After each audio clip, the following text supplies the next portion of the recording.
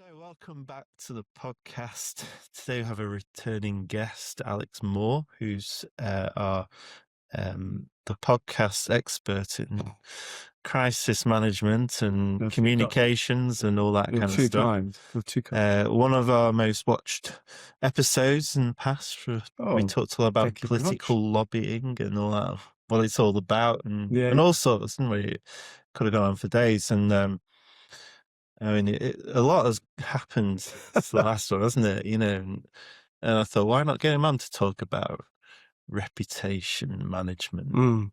We had we've had Musk, we've had the Epstein things. We're risking going into Joe Rogan territory here, aren't we? Wear my headphones. Headphones. Yeah. You're a bit different from Joey Diaz. George has got the headphones. We can't talk about it. I've got the headphones, the little thing here. Yeah. But there was also, so the thing that made me think the most, there was the Coldplay concert of the couple kissing, and it turned out that it was after a bit of online sleuthing from people that have found who they are, that there's a bit of an affair going on, but then silence from the business, and then, and I thought, well, what would be a better way of managing that? And then I thought, well, we should talk about that. We should get you in, talk about like the kind of aspects of it and the salacious scandals and yeah. I mean, when it comes to scandal, the other guy hardly. Nice. I think actually after that, if I remember rightly, the company, didn't they employ Gwyneth Paltrow to do a video where she sort of talked about the company and its standards and stuff. Yeah. And I think if you look, it was an unfortunate incident. They got caught. Like everything, they got caught. Yeah. And I think probably more shock probably took over in terms of handling it. And there is a certain element there. If you stay silence for is not the best policy. No, because you create that sort of, as we used to, a silo, a comm silo, where basically you're allowing other people to fill that void of gossip, innuendo, whatever you want to call it. Yeah. Which is not great, because you're allowing, if we talked about the narrative, to be controlled by other people. Yeah. Now, the old saying goes, if you're in a hole, stop digging. So get up front. I would have said they probably just needed to get on the front foot and just say, these things happen or whatever, and move on. But I think there are also certain cultural things. This is an American corporate world, personality, brand, the people running it get called into question, and suddenly people take a leave of absence, time away from the business to think about themselves. Yeah. So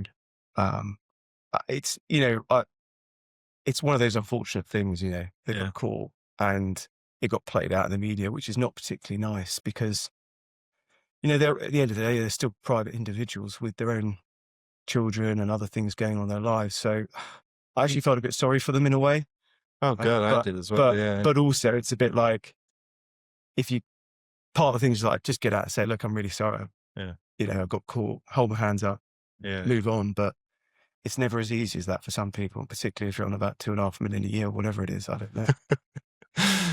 Yeah, well, I'd heard that one of the couple had obviously left the business. Yes. And then they'd struggled to get new employment because of the, the publicity around what had happened. Seemed very contrived at the time to me. I was like, well, why is this, who's this good for? It seemed to be more of a good thing for the band rather than... Yeah, exactly.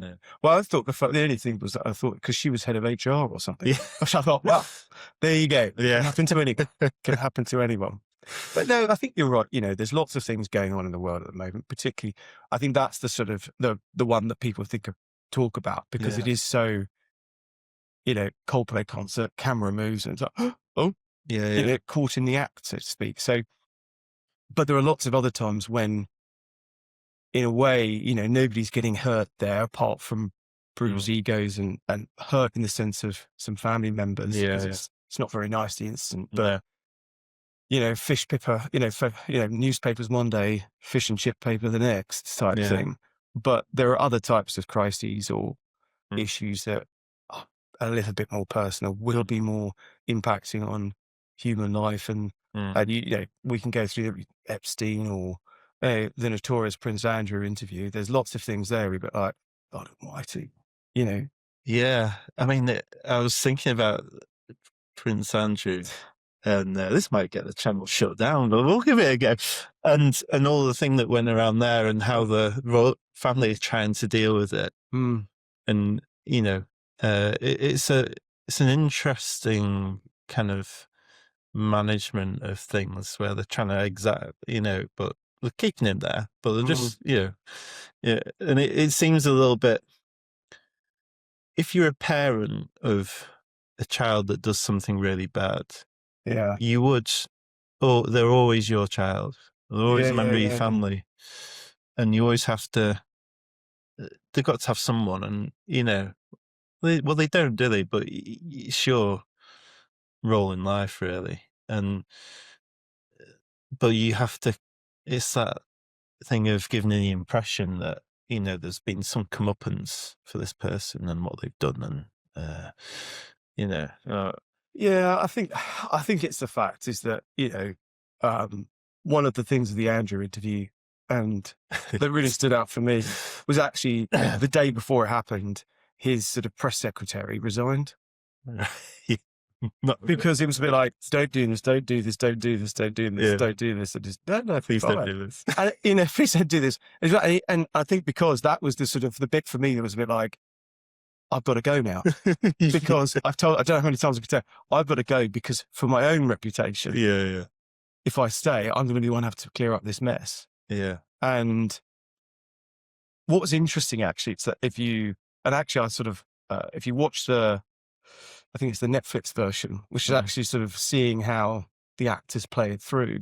Is that supreme ability of confidence and hubris and wanting to, ridiculous. Not being, I mean, there's so many points we could list here, not being aware of the audience that he's talking to, thinking what he's saying will land perfectly well, having a life of privilege and entitlement, one might say, particularly for him, playing out on the screens. And what in his head he's going, well, I mean, I don't drink and I don't sweat, all these things. You're like, mate, what are you talking about? Like in the human, most people don't have these problems you're talking about. And I think there's that sort of, he believed his own hype. And, to your point about families and stuff, the rumors, the stories that, he was always the Queen's favourite.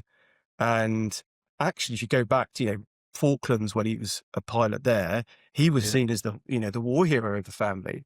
He'd been out back, active service, bit of a Jack the Lad, all these things. They probably didn't expect him to marry Fergie, but hey. Well, but by all accounts of a very skilled pilot, I've read a lot of books where ex-special forces people have said, he was considered quite a good pilot. And well, I think there's the famous story when he was flying past some royal estate and he had some snipers in them and he dropped in for tea with mummy. Yes, I've heard that story a few times. I've actually read and one of the guys under the frog suit he was wearing, he was sort of sweating, but I didn't want to undo the suit because underneath I had quite a political and anti-royal family t-shirt on underneath. I didn't think the Queen had converted him ever since. But I'm fascinated with this idea of reputation, and we deal a bit with online reputation. Sure. People, how do you? I love it when Jeremy Clarkson talks about Google shunting. Yeah. And so he'll say something completely outrageous. If there's something about him online that is bad, he'll say something really outrageous so that then becomes the latest news and shunts the bad stuff down. That's always intrigued me as a way of managing. If you have that profile, you can divert attention. Well, they Well, there's that thing they call the dead cat strategy, right? Which is the point that, in a dinner table, you could be talking about something really important or controversial or whatever it is that and then you just walk in and throw a dead cat on the table. Everyone goes, "There's a dead cat on the table." You've taken attention away from where it needs to be. Yeah. And you remember, I'm showing my age now, but I always, the famous saying, "It's a good day to bury bad news." Yeah. Which goes back to when the special advisors in the Tony Blair's government, it was like the Friday before a break in the parliamentary cycle, and so they buried some bad news on a Friday, afternoon. Yeah. And the special advisor at the time said, "Well, it's a good day to bury bad news." Yeah. And now all journalists worth their salt, particularly the political world, on a Friday before the Parliament breaks up, are like, "Oh look, there's 100 written statements. Where's the bar?" Yeah. Getting through it all, because they get savvy to it. Yeah. They get savvy to it, and I think. So that dead cat or, shunting, you know more about this than I in terms of those online. I think people have realized that online articles in certain papers, particularly if they're free, and we'll talk about the media, but if they're free, they could be accessed, i.e. they can be read. Now, even if they're behind a paywall, be that the obvious ones, the Times or the Financial Times, you can still pay to get to that. Do you know what I mean? And it can still be accessed. I think that. So I was trying not to sneeze on it. No. You did it at the right time. Yeah. Give me a pause for thought. Yeah. But I think, particularly with those other articles, particularly if there's one or two. Yeah. Yep. I'm sure there are certain SEO type things you can do to push things down. But also, what is it? Let's be practical here. What is it they're saying? What is it that the person or company doesn't like about that article? If it's wrong or if it's factually inaccurate, then you'd probably say you should seek legal opinion. Yeah. Because if someone says something that is incorrect, legally incorrect, you can get that changed and address that. If someone is just giving an opinion, I don't know, like a review of a play or a book, and says, this is a great book. It will stay in my toilet forever. And I no longer sit.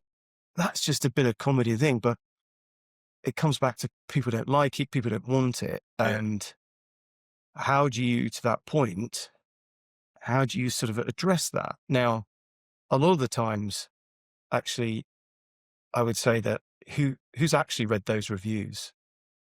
That's a difficult question to answer, slightly rhetorical. But if you're trying to address that dodgy review of a play or a book, of course it's going to be read. And of course people are going to Google it and try and find it, or ChatGPT it, whatever. Yeah. And these things will come up. If it is being, I would say that one of the important signposts for me is like, what is the impact of that potentially negative reputation? Are people using it? Are people mentioning it to you? Not just one or two, but are you hearing it again and again with different types of stakeholders, with different audiences? And if you are, then it's a bit like, then every time you're reacting to it. And this is where it comes to sort of handling those situations. You get those sort of, you can prepare, there's two types of crisis, if I could just, one you know about. So, i.e. press are going to do a story on you. Come in. Yeah. You've got a week, it's coming, prepare your statement type thing. And, and everything else you need to do. Or it's Friday, it's 3:30. By the way, I'm going to write an article about you, James. We're going to print in an hour. Yeah. What's your comment? And you won't get briefed much. No. And I think particularly with those reviews, it's that I would say you've got the initial response. What are you going to say? But then actually get on the front foot. Yeah. If it's something you can't change, if it was a bad review, say, look, don't address necessarily the point. Acknowledge it, but reframe it.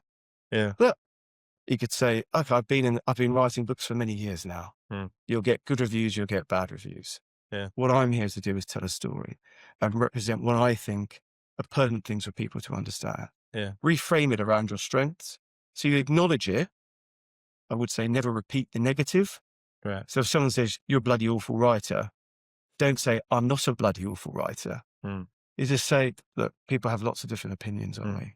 What I do is put a bit of myself in those characters in the story that I'm telling. And by the way, I've got a new book coming out in 2 weeks' time. Do you know what I mean? It's that. Well, yeah. Well, some people like lime pickle with the curry, and some people don't. Like the lime pickle with the curry or the poppadoms or whatever. Some people don't. It's a matter of taste and what you're interested in. Yeah. And I think we talked about this the last time, but you know, there's those audiences. What are they? You know, people think about the media or stuff like. Actually, it's more. I'd say it's even simpler. You've got the people that will like it, the people that don't like it, and there's all those people in between who are just neutral. Yeah. They've probably never heard of you. Yeah. Those other audiences at either end are actually quite small a lot of the time. Yeah. If they really, really like your play or book, you know, they would say that reviewer, it doesn't matter. The answers are, cool, best review, you know, of course it's rubbish. Everyone else probably hasn't heard of you, doesn't know you. And actually, whether it's the media or a community group or another actor, all those different stakeholders will probably sit in the middle. And it's just about using the right message to them and being on the front foot to that point is about taking back control, if I can say that. Yeah. You know, it's just about saying, actually, no, I'm gonna address it head on.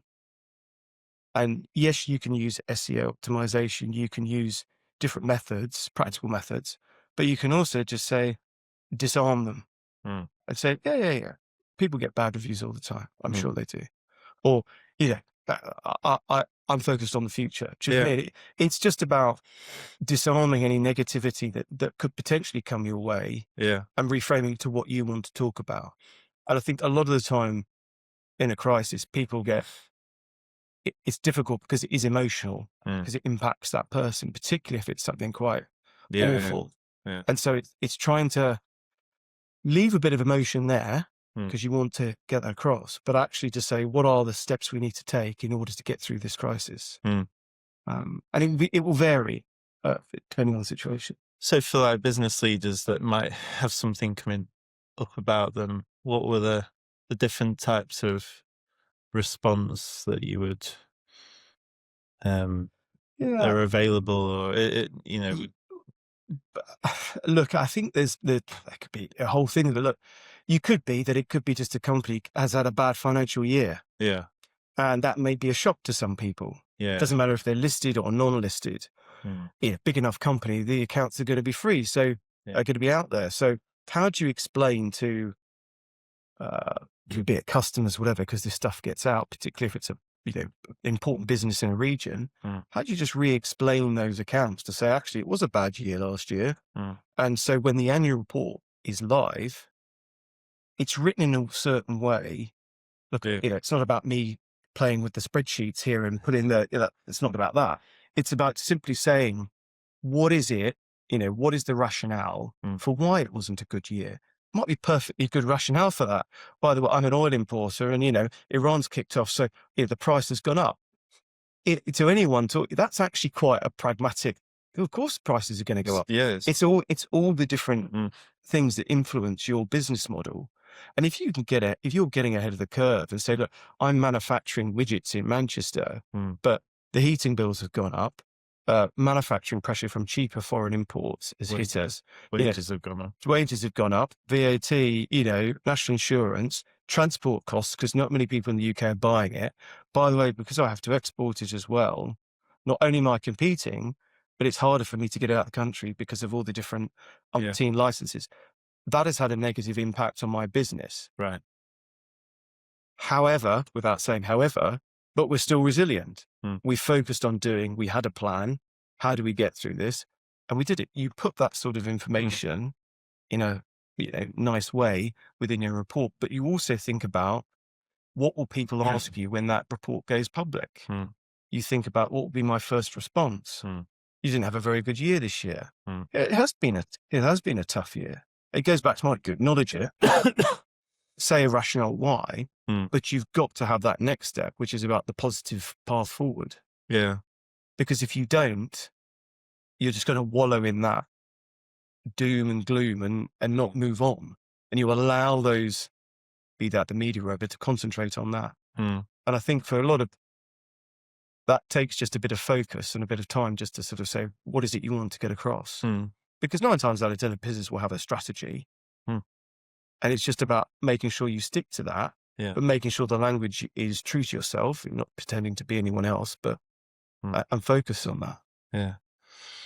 It's like reporting results to a client. It's not always, every month is not always positive for whatever reason. But as long as you're honest and you have an understanding of why, and then what you're going to do about it, and why. I can't believe you've ever had that problem, James. Well, I mean, sometimes clients come to us and they go, "We've dropped off a cliff in the last year, and we're not sure why. Online sales are down by 75%, which I've had recently. Yeah. And you can see it's clearly down to an update that's affected them, and that can be fixed really quickly. And so you can, as long as you show them and you give them insight as to what's going on, this is how you'd fix it. I think. Yeah, people are very reasonable. Yeah, I realized that in a previous job where it's dealing with very high profile, oil companies and fuel retailers, and they were wondering why fixes to software hadn't been done and stuff like that, and people in the business were scared of telling them. So, let's map it out for them and say why, reasons. This is where we're at with all your issues, and this is what we're looking at to fix it. People are very reasonable, and then suddenly go, all right, and they feel like you're not ignoring them, and all ignoring the elephant in the room, because all they want is it's all to be fixed or have some form of progress. And I think to that point, if you're explaining if you're explaining some bad news to someone, it's you might say sort of trying to explain something quite harsh or difficult to somebody in a business that's been their lifeblood for a long time. Can be quite difficult. And I always think it's about, you focus on the positives and you sort of say, in order, you've got a great company here, or you've done that really well for so long. The environment hasn't been kind, and you know that you need to shift the dial a bit in terms of reputation to reassure investors or customers or the other stakeholders, your peers, whatever, that actually you're a sound business going forward. But you just need to do it a bit like this, which will be different. You're a front foot player. You need to go on your back foot sometimes if the ball's a bit short. Sorry to use cricket analogy, but cricket analogy is the ultimate form. And we love the ultimate form of analogy, as we all know. Any life situation can be defined by cricket. But I think that's what you have to do sometimes. Whether you're telling a business that's really, really good and probably not failing, but in order to get to where you need to be, you need to enhance how people read and understand you. That could be the website that's been developed or the branding or whatever it is. It all has to be aligned. And I think too often, particularly in a crisis, people how do you value your reputation? It's that sort of, how much is it worth? Shakespeare writes about it in Othello, or you sort of think about what is the dime price? Nelson has the great quote about it. No one looks after your reputation. I paraphrase, by the way. No one looks after your reputation apart from you. That's your responsibility. And you don't think about it until there's a problem. And actually, it's when there's that problem. And actually, you ask the good questions about like, what is the end? Could this crisis actually end the company? And I'd always tended to say to people, very rarely, or do I ever think there's that one situation that will end a company forevermore. I think cybersecurity actually is probably something that has great potential to do that. Pause that, put it in the car park, as they say in the corporate world. But actually, what it does in a crisis is it won't necessarily end the company, but it will, knock you out, put you on the floor and you're dazed and confused, or you stagger back a bit and you think, well, actually, I always knew there was a problem in this part of the company. I didn't realize we had problems here and here as well. And what it does is it confirms what they already know and shines a light on what they didn't. And actually, that's when you tend to then think about, okay, well, let's get through this. And actually, it's the bit afterwards, I say, because you'll get through this and you've had that damage. but your reputation wasn't really what you thought it was. Yeah. They thought, oh, we're all singing, we're brilliant, we're wonderful. I'm being, simplistic. But actually, when you've come through that period of crisis, the enhancing bit's the better, is the bit that you really need to do. Getting your ducks in there. It's about owning, what is your narrative, so to speak? How do you communicate? What are you saying on the internet? Because if it's all different things, it's not consistent. If you're not consistent, that means people think different things about you. Yeah. And so if you do build up, try and enhance your reputation over time, as I like to cheesily say, it builds like that credibility shield. It means that when something happens again, you have the opportunity to you can take that knock and move on. It doesn't impact you. But people don't tend to think about it. Businesses don't think about it like that. Big companies do. BP or Shell, they have an army of, comms people working in all sorts of sectors. You laugh, but they will have like no. I'm laughing because 200 or 300 people, in their departments. But in that crisis, particularly in those smaller businesses where the MD is the owner and they may employ 15, 20 people, and it will be the end of days. Yeah. Psychologically. I remember somewhere I might have been working for them, I might not have been.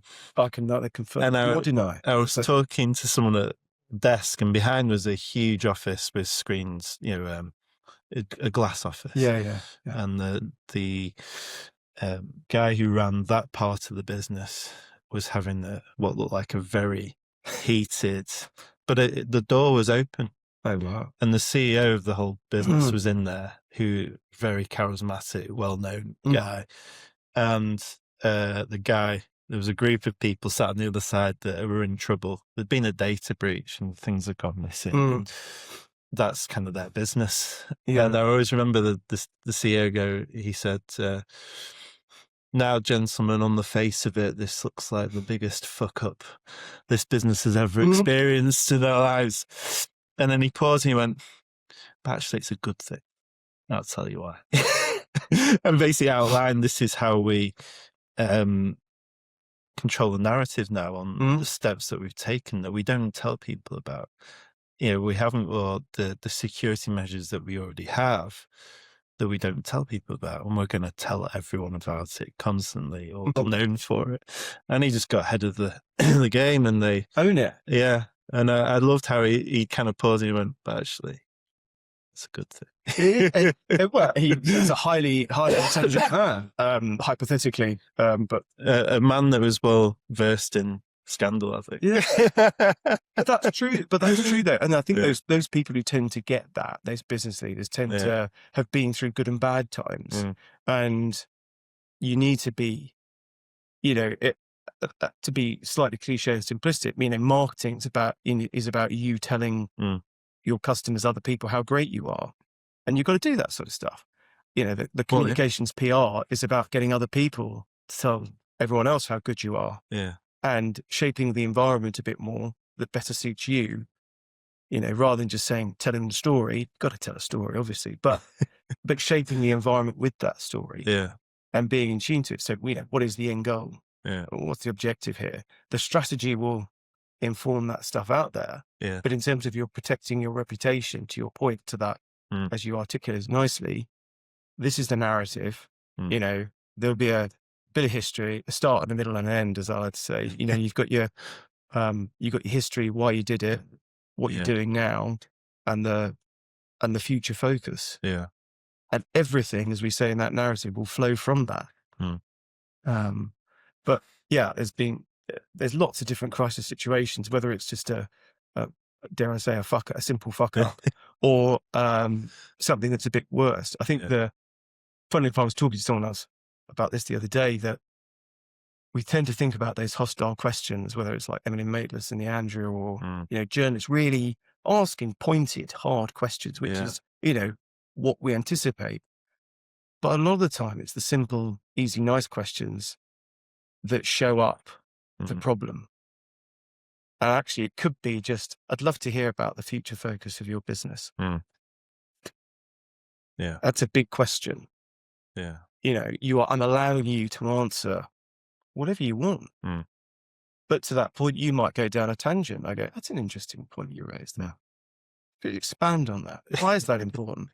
And actually, it's that, you allow the journalist to allow that person in a really, not to go down wherever they want to, and they'll throw something up because I'm allowing you to speak. And actually, a lot of the time in that crisis, you just say what you need to say and no more. Because otherwise, don't fill the silence. You've got your line, you said what you need to say, and that's it. That's why often you hear people say, I've said all I needed, I can say at this moment in time. I can't go into any more details. I love it when football managers at news conferences through photos, and you get some meltdowns. You have people that want to get a little angle on why someone hasn't been picked or has, or who's getting the job at the end of the year, and are you feeling under pressure at the moment from the board? All that kind of stuff. I love how they manage that, and how it's quite interesting at the moment if you look at Manchester United and Carrick, and how he seems to handle himself with the press very calmly, and there's a lot of composure, and he's got a lot of credibility from that. This is going down a path I will, unfortunately, football. I've heard of Manchester United City as well. Very well. I probably named the Manchester United team from the 90s when I still remember football. I can name the Arsenal back four from the 90s and stuff like that. But unfortunately, yes, I hear they're not in the best of shapes. But I tell you what, the one thing I would say, one thing that was interesting for me was, as cricket lovers, so apologies was actually the Ashes debacle. And, geeky, I love cricket, best sport in the world, obviously. And the whole fallout of that. And actually for me, one of the telling things was when McCullum got asked by Nasser Hussain about that question about, do you feel like you prepared well enough? Exactly. And he took it personally. He took it personally. And it was his response, he said, oh, I find that quite offensive, actually. And he meant it. Fair dues, he meant it. And the other one was when Rob Key was sort of talking about, in the sort of end, I think it was sort of mid-December time, when he was talking about, we've lost the Ashes. But don't worry, actually, we did know a lot. We didn't know, it was great course, and I declare an interest. I'm a Kent fan, so Rob Key, and I thought it was a great appointment. So but for me, I think those two interviews showed up two different things. McCullum, I actually think, was someone who'd perhaps, it showed up there that the scrutiny. When has he been held accountable in the past for his job? And I have no other information to go on other than the news I read in the papers. But it shined a light for me on where is the accountability? Where is the taking the rough with the smooth? And actually, for the period that he's been in, coaching England, he's done actually pretty well on paper. However, where has there been the opportunity to say, okay, you've had the good times, can we have more harsh, not harsh questions, but where can we be challenging some of the status quo? Because actually, if you look at the media appearances of the team during those early years, he never really did much openness. He didn't really want to engage with the media. He didn't. And actually, to be fair to previous coaches, it comes a time where your responsibility for that team, you have to get out on the front foot, sorry for the pun, and actually communicate why you're doing things and the reason for it. McCullum's never actually really done that. And then fast forward to the sort of the Keys interview that he gave, it was a great tour de force in management speak, actually. And you're thinking, I think it felt like he was just trying to cover up the cracks. Let's get through the Ashes series and cover it up. And I think, we are where we are now. They're not going anywhere. But for me, there was a bit of, actually, he's never really felt the heat. Now, you could say McCullum's a great cricketer. He's done incredibly well. As well as a coach as well. Well, as a coach. However, I'm going to say, but has he been tested to the nth degree? Has he had people sitting around the room who actually have, you could argue, as much international kudos as him? I said, that's a load of bollocks, mate. Tell me why. Prove it to that point. And I'm not sure it has been, but I'll stop the cricketing geekiness there. I think, like anything, you sometimes I feel like people are not allowed to learn from mistakes and to put them right. And no one's perfect all the time. But it seems like you have to be, and you make decisions and you go with it, and that's I kind of appreciate that, and seems like things might develop and evolve a little bit. And I've at our tender young age, James, I sort of social media, but there's one thing I would say actually on that is that when you're talking about reputation, yes, print, broadcast, digital media, they're all different channels for, where you can have your reputation damaged and stuff. Yeah. But they're all evolving so quickly at the moment. Yeah. And actually particularly in the digital stuff where, yes, people are the youth, where people use social media as their means of a news channel, as a news feed. Yeah. But trust is so fragile.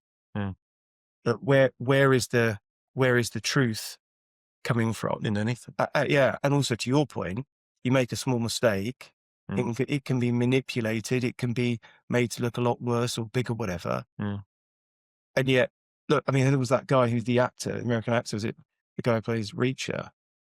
Oh yeah. Yeah, he was, the initial news coverage was him beating up a guy.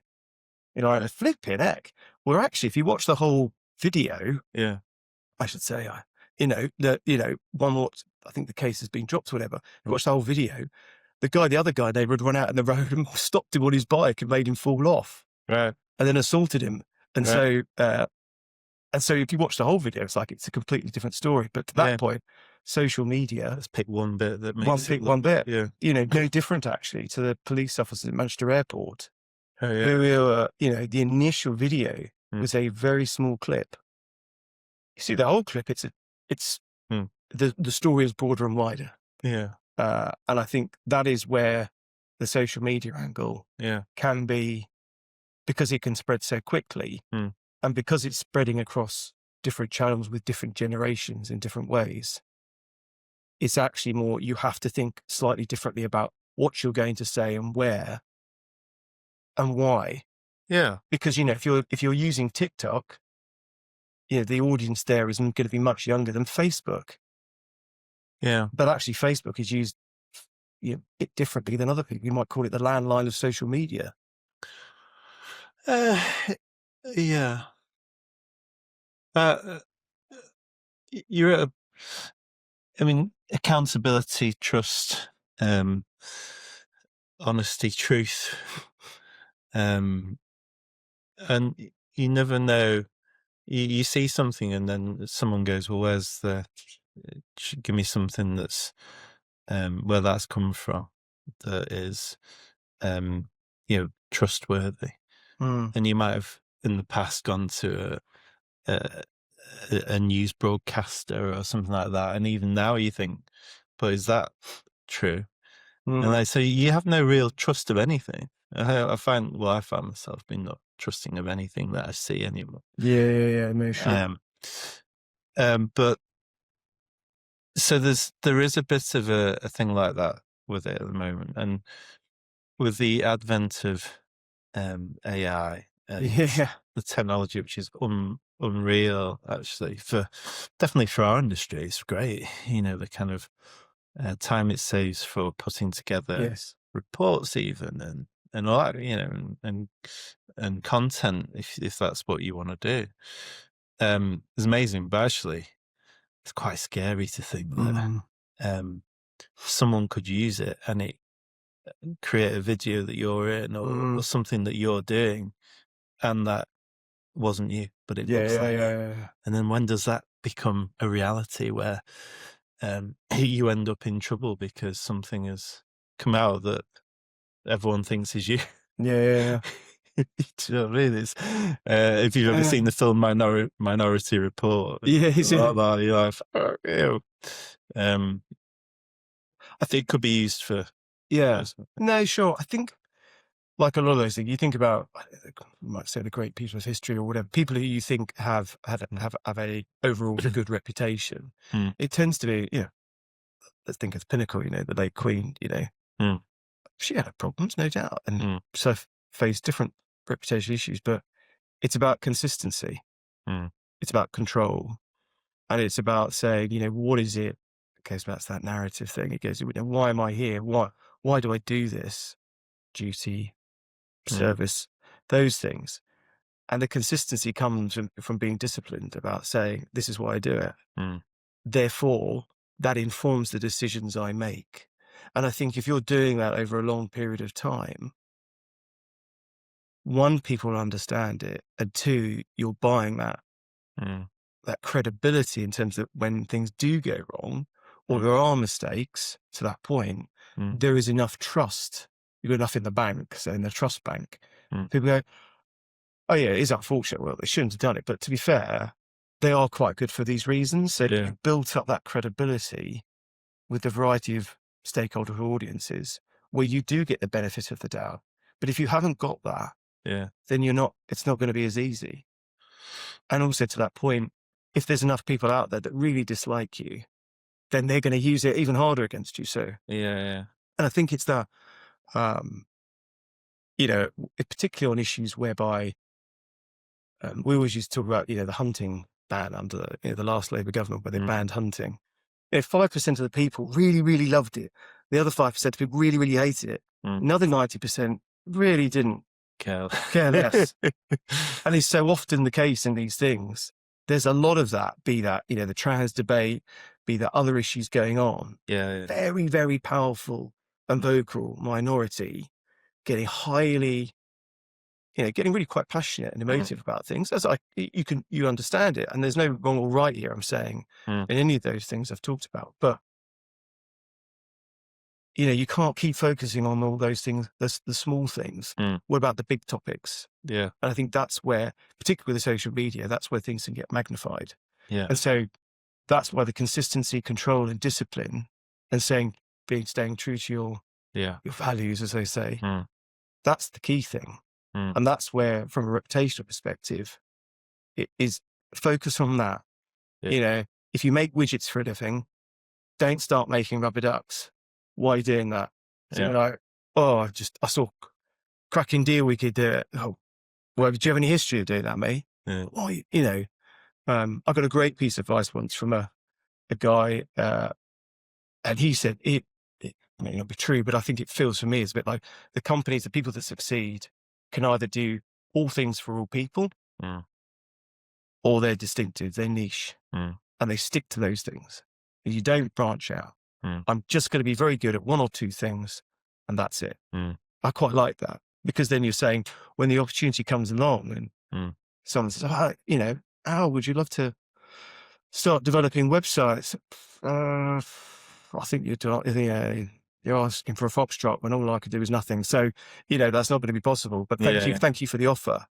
Because otherwise, if you try to do those things you can't do, you're going to be found out. And I get that, it's just having a sense of control and understanding with your own reputation. That's important. Do you have any examples of occasions where you think, that was done really well? Yeah, that's a good question. There's one thing I was, I know we talked about the Cyberattacks, it's taken out the car park. But I actually sort of, the Marks and Spencers, I have no interest, by the way. There are other places you can shop. I did lots of different shops. I actually thought they handled that quite well. Right. I actually thought they handled that quite well. And actually, is it something like 9 in 10 cyber attacks are actually done, you might say, the old school way, someone phoning up or, just the silly emails or I've forgotten my password type thing, Anyway, they got attacked and they decided, quite rightly not to pay the thing, but actually also to do it in-house, manage it in-house. And I think, I remember when they announced the financial results of when it happened, how much it had cost the company. I think, forgive me, I might be there, but several £100 million. Yeah. So maybe £300 or £400 million pound hit on the business. This is 6 or 7 months afterwards. So obviously they have to adjust they're a listed company, adjust their forecasts. Yeah. They have to announce how much it's cost, but also they had a payout from the insurance company, as you do, probably not to the level at which they wanted.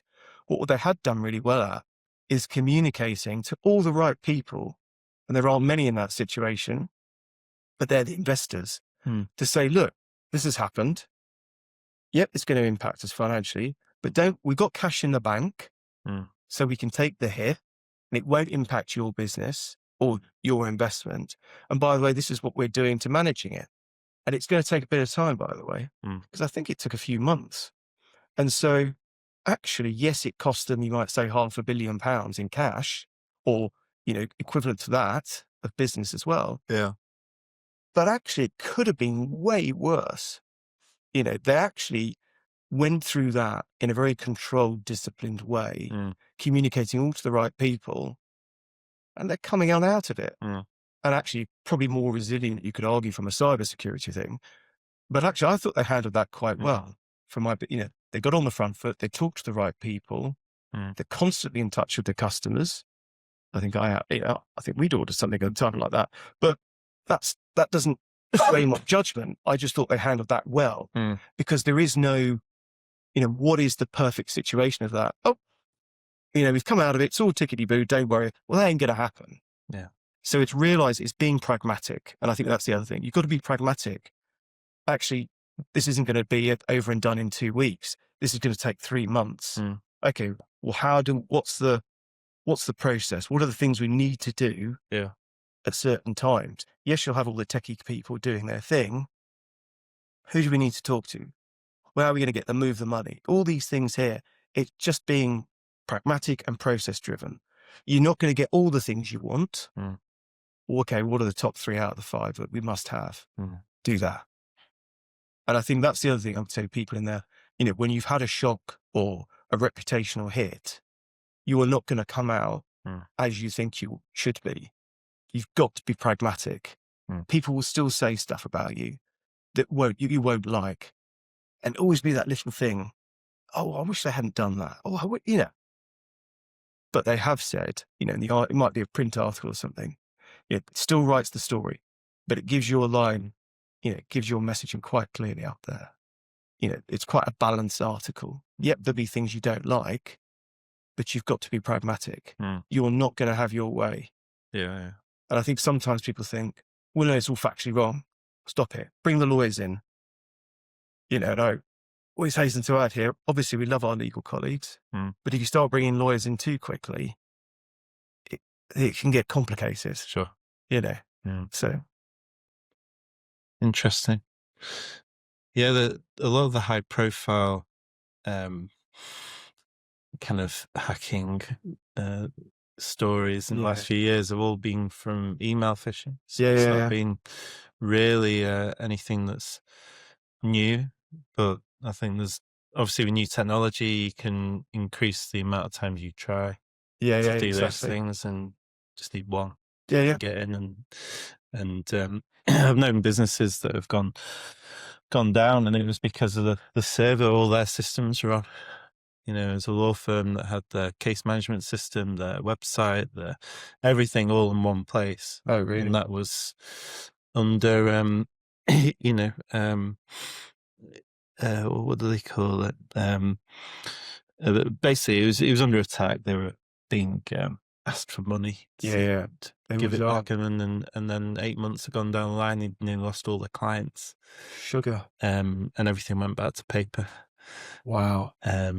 It's just a really good example of how crazy it can be. Yeah.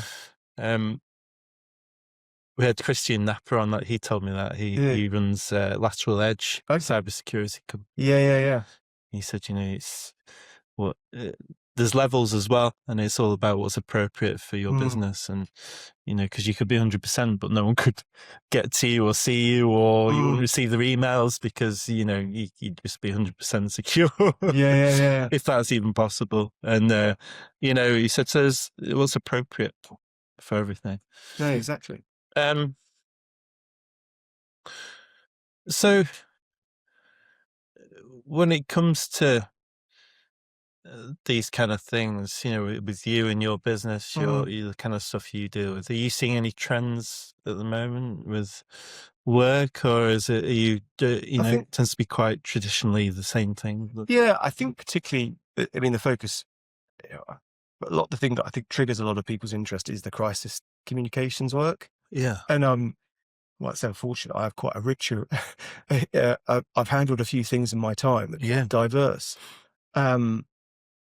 It's not, I say this in a good way, but it is that sort of like, it's a bit of a process, a crisis. There'll be the initial shock and reaction. And the first response is just the first response. It will depend on the situation, but actually, what are the next steps you need to take? And if someone has, recently someone came to me with a particular problem, but it quite highly emotive. Yeah. How do you handle that situation? You've got that lines to take, i.e. what would you say to the media or to valued stakeholders? You've then got to think about, it doesn't end there. It's, okay, what happens when this news comes public? What are you going to be saying to other people? There's going to be certain legal nuances. There's going to be other stuff you need to consider. And what happens next after that? If you don't tell me everything, and it comes out later that you already knew, you'll be able to plunge your waterway without an adequate means of transportation. And that's really important. And some people, I advised someone recently, they didn't know me from Adam, but they'd been advised that I could help them. And I just said, you just need to tell me some things first and foremost. It's probably a half hour, 45-minute conversation. And after it was like, okay, great. So we know what we know. These are the things. And I almost, as I was writing notes, it's like there's a ticking box of, okay, right. Okay, good. This doesn't matter. Okay, that doesn't matter. We've done this. We've done that. Actually, now we can legitimately say, this is shocking. We take all precautions as necessary. And our focus is always on X and Y. Yeah. That's it. And you move on. What's the next step that can happen? And as soon as you've got your ducks in a row, there's certain things you just need to be aware of. One is we talked about it before, acknowledging it and reframing it. But partly it's about when to be emotional, when to be pragmatic or practical, sorry. Always got to have emotion. You've got to have a bit of practicality there as well. Because, that debate between emotion and practicality, emotion always wins. And so, as I always say, emotional first, practical second, double down in emotion. Yeah. So, you could say, we do this because we love X, ABC. And we've always done it like this. And my word, we really love ABC because you're being really clear. It goes back to that narrative and values thing, being really clear about the why. Yeah. And if you're not clear, then you'll be problematic. And also, we're human beings. People read things they want to see. They want to have some essence and understand. Then you'll be problematic. And also, we're human beings. People read things they want to see. They want to have some essence and understanding. Yeah. That goes for journalists as well. So it can be really difficult to sort of disconnect the emotion, particularly for the business owners. And so in a crisis, and I think, and that's no different actually when I was at other organizations where, it was on a well-known investigation program. And that, we got warned 3 weeks before it was going to go live on air. Right. Oh, wow. Those 3 weeks were hell, by the way. Yeah. But the point is, actually, we all knew what we were going to do. You'd write a strongly worded statement disagreeing with everything they'd said to you, and then write a letter of complaint afterwards. Yeah. But the journey to get there was the most undulating, painful journey one could ever hope for. Yeah. Or not. And so, but my point is, it is a bit of a process, but the journey depends sometimes on the information that you're being given and how those people, what they need to get across as well, and what they want. And so it can be terribly emotional for them as well, but being pragmatic as well is really important. Yeah. Going to that point. So I think that, when I think about all those different experiences I had advising people, some people can do all those things quite quickly. Some people can't. And it's just, as someone you're dealing with these people, you just got to be cognizant of that as well. Yeah. And knowing how to handle it or deal with them, or, they could be phoning up all the time, or you just run it for you and they go, okay, fine. Yeah. I've seen a few things recently. One was the P. Diddy thing, or Puff Daddy or whatever. Am I allowed to say that even on thing? Who cares? And he was calling his publicist or lawyer saying, you really got to help me with this. I need to get ahead of the game. And this is, and you could see that there was a lot of stress in the situation. This is like do or die, and you're not doing enough for me. Yeah. We really need to sort this out. And then there was the Lance Armstrong documentary and how that was managed. And I suppose he's had seen that years and years. It's really interesting because obviously he did the Oprah interview and they managed it in a way where it was like, answer yes or no to this. Did you take performance enhancing drugs?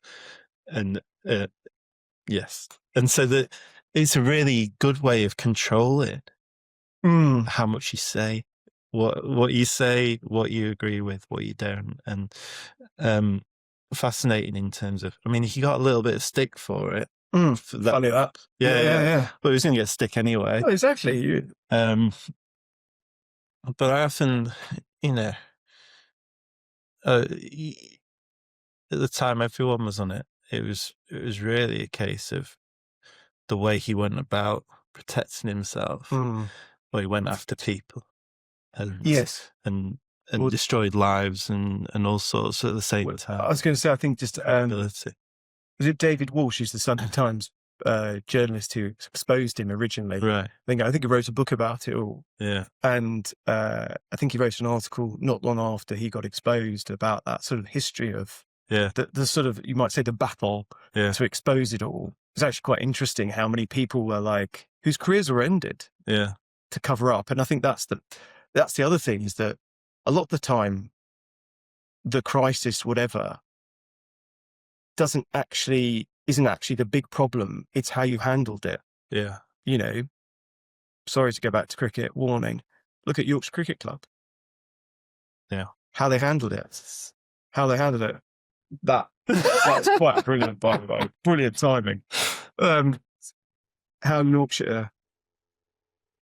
Thank God for that. Professional. Yeah. To the end. Dramatic timing. Yeah. Did you do drama at university? No.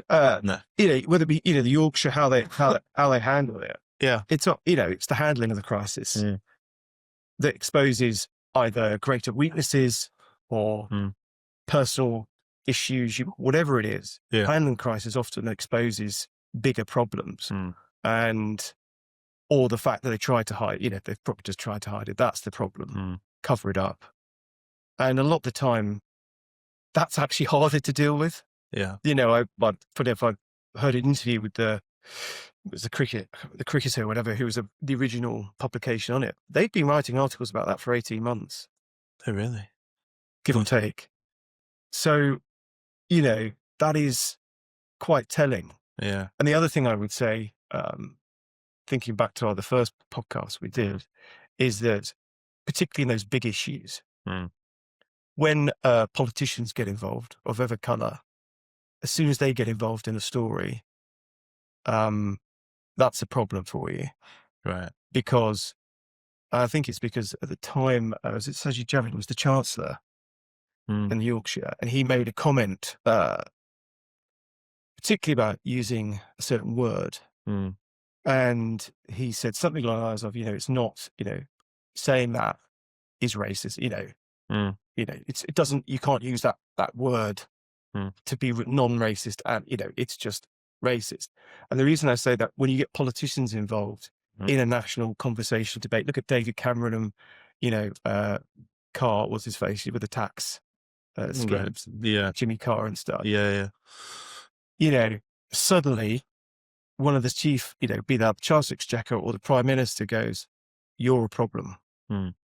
Because up until that point, it's just been a sports issue or a, media type thing or celebrity type thing. And when you drag politicians in, it's like, because effectively the focus of government is on you. The whole machine of government has basically gone, you're a really big problem. And then it enables all those other people who are already talking to you going, the Prime Minister says you should pay your tax. What do you think? It's mad, isn't it? You can't compete with that. You won't be able to, well, the Prime Minister took us out of his arse. You can't, maybe. Well, you can see it at the moment with fuel prices and how it's always diverted towards the end retailer, and an independent fuel station probably have no control over, or very small control over the price that they're told to sell it at by the people they buy it from.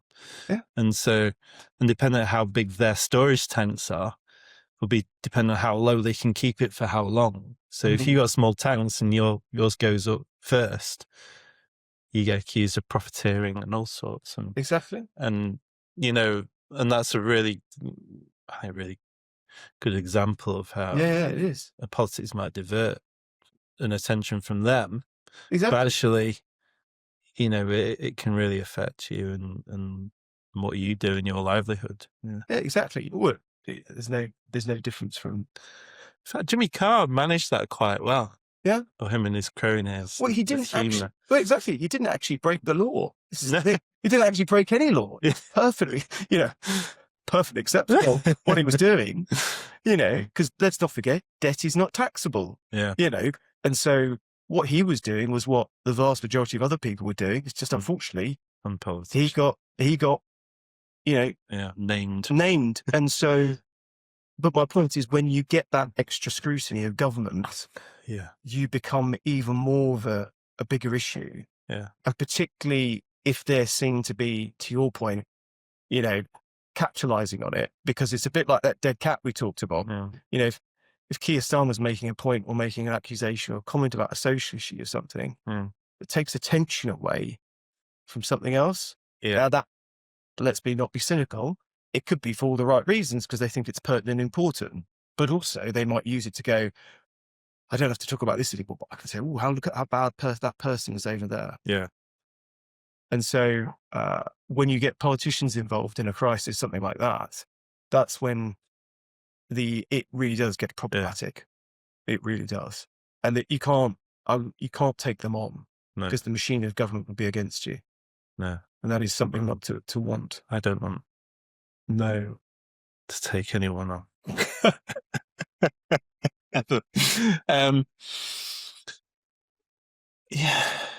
I feel like it's probably a good place to finish. Is there anything else that you think is pertinent? I would do, I think it comes back to that point. Look, preparation's key. Just think about, if you've got a business, if you've got a reasonably sized business and you're thinking about the what ifs, people always talk about cybersecurity. There's lots of things you can talk about, but I think that reputation, it's about how do you manage that process, and just being a little bit prepared is better than nothing.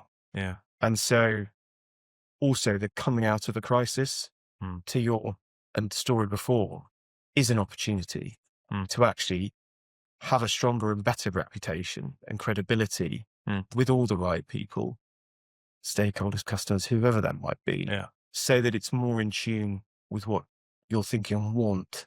And until that point, you're shaping the environment. So it's a bit like an insurance policy, almost, in a sense.